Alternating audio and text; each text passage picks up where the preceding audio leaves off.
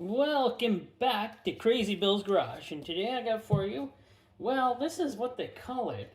Well, it's a Bosch oil filter, 72132 WS.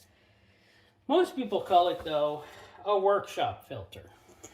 Now, it's probably called that because it's like a jobber. You know, nothing too special. But yeah, workshop filter. Yeah.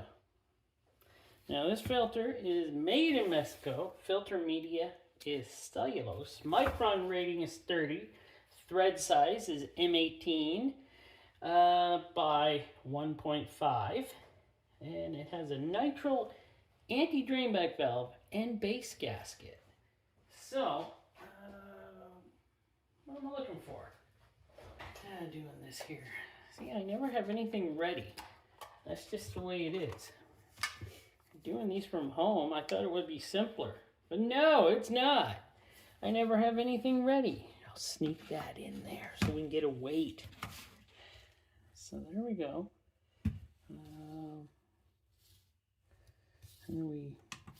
Nope, that's not it.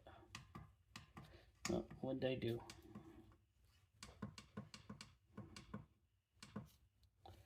There we go. Grams first. 238.1 grams. I'll leave that alone. Then ounces. 8.399 ounces. Wow. Isn't that something? Now, like I said, yeah, they pretty well call it a workshop filter. It is made in Mexico, so it's nothing really special. Just got a rubber base gasket here. Yeah, it's in pretty good shape. It's not a terrible base gasket.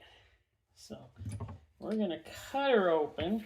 Oh, let me show you the date on the top here if you can read that. There we go. I think I got her good there. There's that number. And we're almost through. And I'm pretty sure this is not a very thick case since we're all the way through. These used to be made in Germany, can you believe it? In the good old days, I used to use these quite a bit in the early 2000s when I was first married. And my wife and I used to use these. You could get them at Walmart. They weren't that expensive. They're like $3, $4 for just your standard Bosch oil filter. But we bought the higher end up ones, the synthetic Bosch ones, and they were like $7, $7, $8. And they were fun. I liked those. Wish they still had those. But now, well, maybe they do. Maybe I just can't get them here where I live. So, there we go with our, yeah, she's pretty rubber. And 1, 2, 3, 4, 5, 6, 7. 7 inlet holes. You can see the M18 thread here. 3 threads to hold that filter tight to the mounting base. It's not terrible, you know. It's not terrible. We do have metal ends. That's actually, well, that's a good thing. They still have metal ends. But yeah, I don't know. I don't know who makes these. So my guess is it's still being made by the Bosch company. Bosch, yeah, one of those. And what they have a facility in Mexico, I'm saying. Stamped steel leaf spring. Yes. We'll take a look at that in a minute. First, I'm going to get a measurement on how thick the canister is.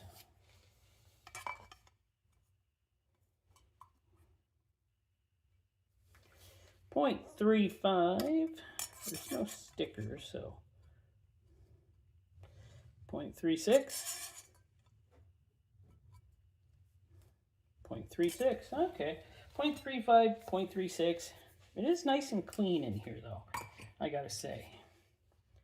Let me count the pleats up right away.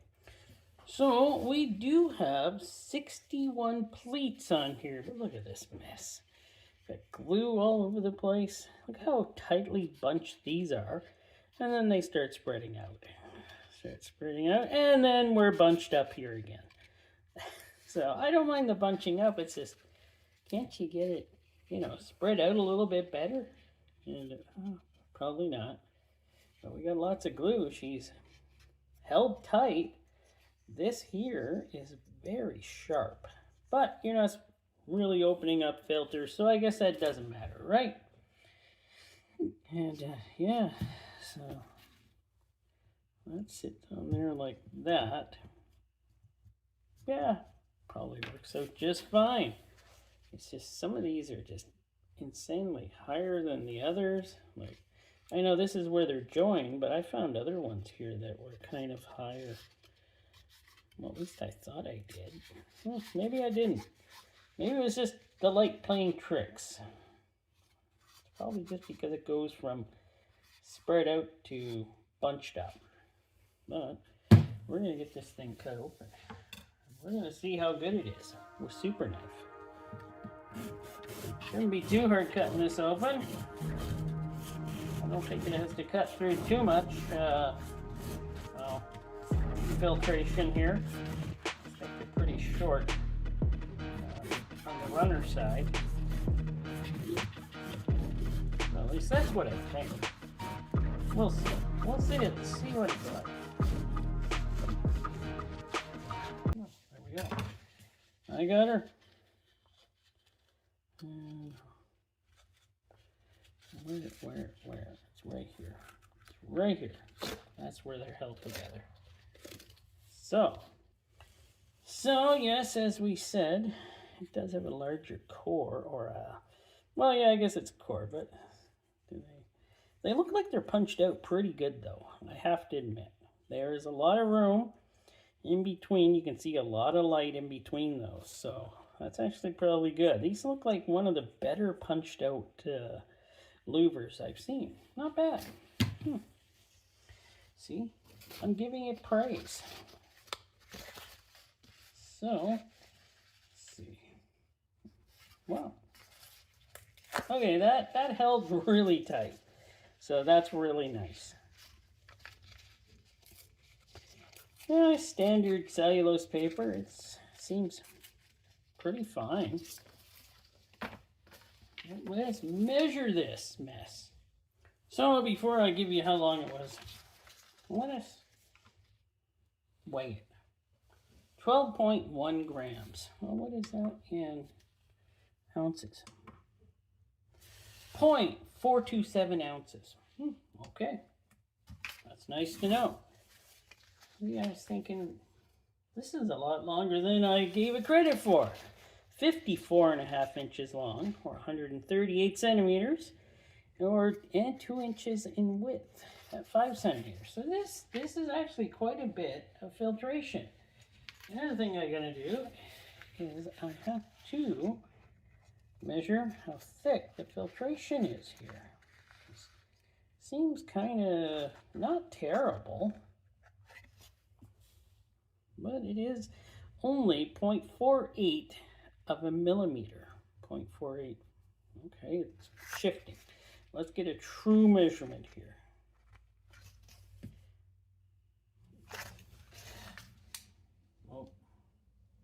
My thing moved on me. Okay, there we go. Let's do it here again. 0.59. Let's do another one. 0.55. So, yeah, it all depends where you're at. Between 0.55 and 0.59 of a millimeter. So, yeah, it probably has pretty good flow, not being so thick. Would it catch a lot of...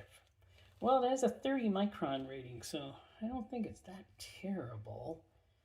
I think I already called this thing a mess, but in reality, it's probably not a mess if you use it up to your standard oil change. It probably would work just as good. As we see, it's pretty strong filtration. It was stuck pretty good at the end. So things are going to flow through it. So, yeah. So there we go with the filtration. It is well, it's decent looking, isn't it? Looks like cellulose to me. Pretty hard to pick up on this one. This one's pretty tightly woven. So it's kind of hard to get her.